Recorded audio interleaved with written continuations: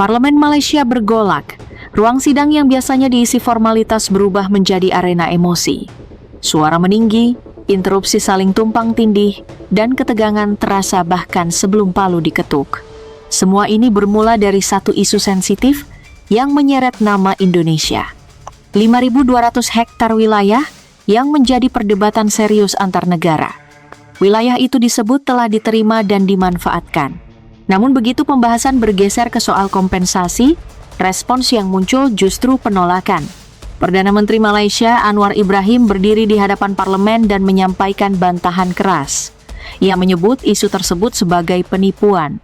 Pernyataannya tidak terdengar seperti klarifikasi tenang, melainkan penyangkalan total dengan nada tegas, bahkan agresif. Di titik ini, banyak pihak mulai bertanya-tanya. Bukan soal siapa yang benar atau salah, melainkan soal logika yang terasa timpang. Karena sesungguhnya, pertanyaannya sederhana. Jika wilayah itu sah dan telah digunakan, mengapa tanggung jawab seolah dihindari? Indonesia memilih jalur damai dan hukum. Malaysia justru terlihat defensif, gaduh di parlemen sendiri. Ini bukan soal uang. Ini soal etika antar negara dan harga diri sebuah bangsa. Apakah ini hanya kesalahpahaman yang membesar? Atau standar ganda yang akhirnya terbuka ke publik? Indonesia tidak berbicara tanpa dasar. Kita semua tahu, dan Malaysia juga tahu, bahwa memang telah terjadi penyesuaian perbatasan darat antara Indonesia dan Malaysia. Lokasinya berada di Nunukan, Kalimantan Utara. Proses ini bukan sesuatu yang tiba-tiba muncul atau diputuskan dalam semalam. Pembahasannya berlangsung bertahun-tahun melalui jalur resmi, teknis, dan diplomatik. Dalam proses panjang tersebut, Indonesia kehilangan sekitar 700 hektar wilayah lama. Sebagai gantinya, Indonesia menerima wilayah baru sekitar 6.500 hektar. Ini bukan spekulasi, melainkan bagian dari proses penyesuaian perbatasan yang disepakati melalui mekanisme negara ke negara. Namun cerita tidak berhenti di sana. Seiring berjalannya waktu, muncul pembahasan mengenai kompensasi tambahan dengan angka yang mengemuka sekitar 5.200 hektar. Dan ini poin krusial. Isu ini tidak hanya beredar di media Indonesia. Media Malaysia juga memberitakan bahwa DPR RI membahas pernyataan aparat Indonesia terkait isu tersebut. Artinya jelas, ini bukan gosip warung kopi. Ini bukan isu pinggiran, ini isu negara ke negara. Begitu kata kompensasi disebut, begitu angka 5.200 hektar mencuat ke ruang publik, Malaysia langsung menarik rem keras. Perdana Menteri Anwar Ibrahim menyatakan di parlemen bahwa tuduhan tersebut tidak benar, menyesatkan, bahkan disebut sebagai penipuan. Kalimatnya tajam, nadanya keras. Dan disinilah publik mulai mengerutkan dahi. Jika memang tidak pernah ada penyerahan wilayah apapun, mengapa isu ini bisa bertahan begitu lama? Mengapa dibahas lintas lembaga? Mengapa angka yang sama muncul dari berbagai sumber, baik di Indonesia maupun di Malaysia? Ini bukan soal siapa yang harus dipercaya. Ini soal alur logika yang seharusnya lurus. Faktanya, beberapa hal tidak bisa diabaikan. Wilayah dimanfaatkan, iya. Perbatasan disesuaikan, iya. Indonesia kehilangan sebagian wilayah lama, iya. Namun ketika pembicaraan beralih ke kompensasi, jalurnya seolah menghilang. Di titik inilah publik mulai merasa janggal. Standar ganda terasa nyata. Kesan yang muncul sederhana namun tajam. Wilayahnya diterima, tetapi tanggung jawabnya ditolak. Kesan seperti ini berbahaya dalam diplomasi. Dunia internasional memahami satu prinsip dasar. Pengakuan wilayah tidak pernah berdiri sendiri. Selalu ada konsekuensi etis yang menyertainya. Jika semua negara bermain dengan pola seperti ini, maka tatanan hukum internasional akan berubah menjadi rimba tanpa aturan. Reaksi publik Indonesia pun berkembang. Awalnya heran, kemudian kecewa, dan kini berubah menjadi sikap tegas. Bukan marah membabi buta, tetapi marah yang terukur. Indonesia tidak menuntut berlebihan. Indonesia hanya menolak diperlakukan seolah tidak berhak bertanya. Perlu ditegaskan, Indonesia tidak datang dengan gaya menekan. Tidak berteriak di forum internasional. Tidak menggiring opini agresif. Yang diminta hanya kejelasan dan konsistensi. Jika memang tidak ada kompensasi, buka datanya. Jelaskan prosesnya secara transparan, bukan langsung menuding penipuan.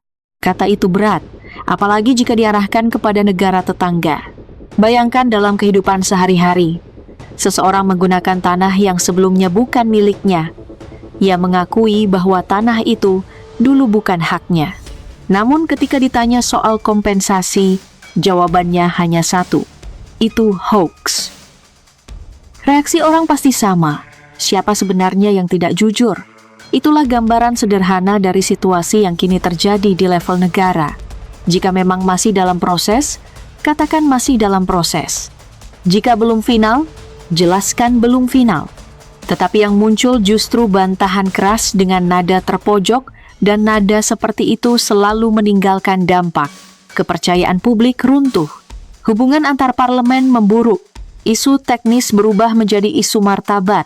Begitu martabat masuk ke dalam arena, uang bukan lagi fokus utama. Ini menjadi soal etika antar negara. Jika standar ganda dibiarkan hari ini, besok ia akan menjadi kebiasaan.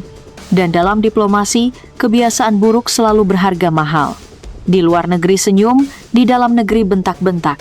Itulah potret paling jujur dari situasi Malaysia saat ini. Ledakan emosi di parlemen bukan kebetulan. Itu adalah akumulasi dari inkonsistensi yang dipelihara terlalu lama. Di meja diplomasi, semuanya terlihat rapi. Bahasa halus, pernyataan normatif, komitmen kerjasama, dan proses berkelanjutan.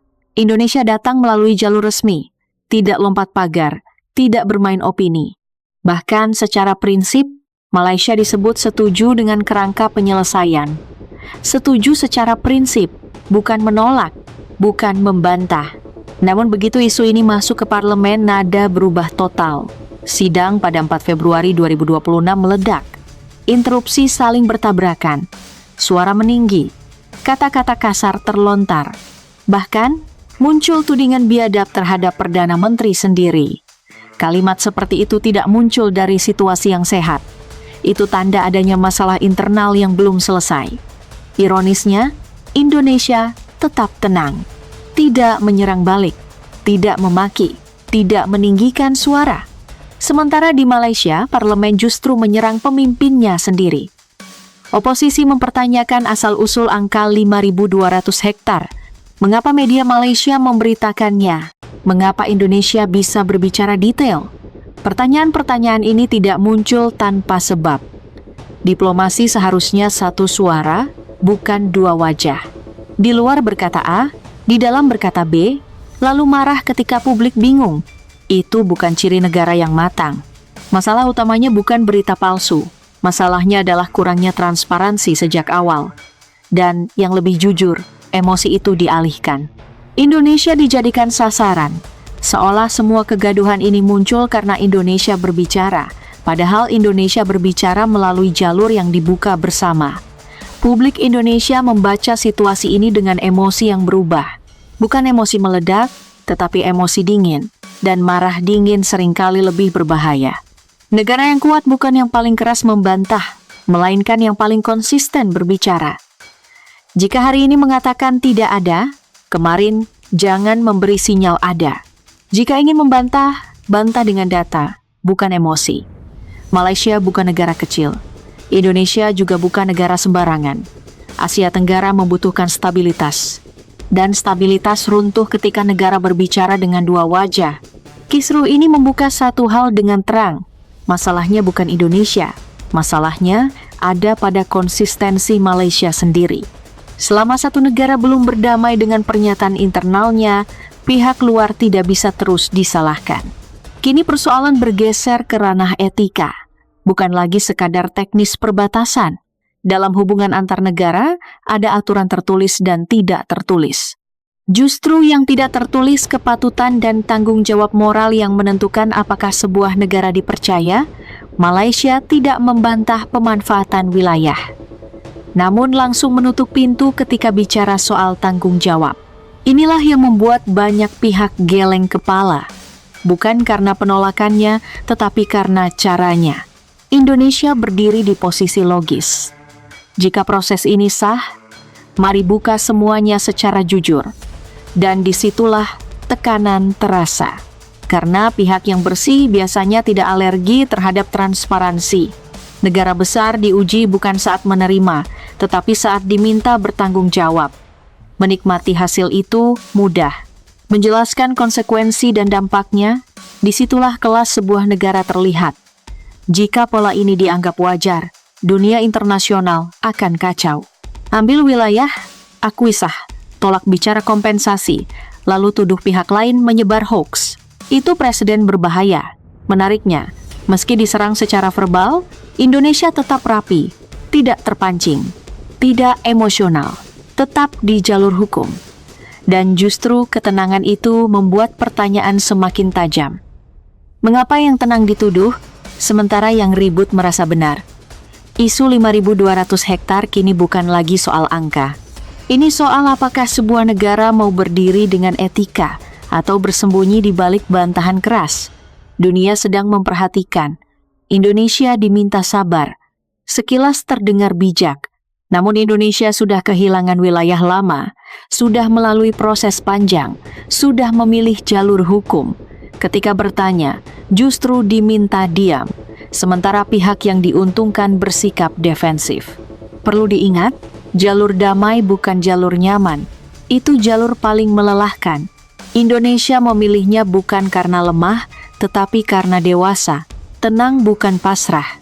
Tenang adalah kendali. Kesabaran memiliki batas logika. Dan ketika batas itu dilewati, Indonesia tidak akan berteriak, tetapi akan berdiri lebih tegak. Ini bukan soal hektar. Ini soal cara sebuah bangsa diperlakukan. Dari teknis, berubah menjadi diplomatik. Kini menjelma menjadi persoalan martabat nasional. Wilayah bukan sekadar peta. Di baliknya ada sejarah, kedaulatan, dan identitas bangsa. Maka ketika pertanyaan dianggap hoax, reaksi emosional itu manusiawi.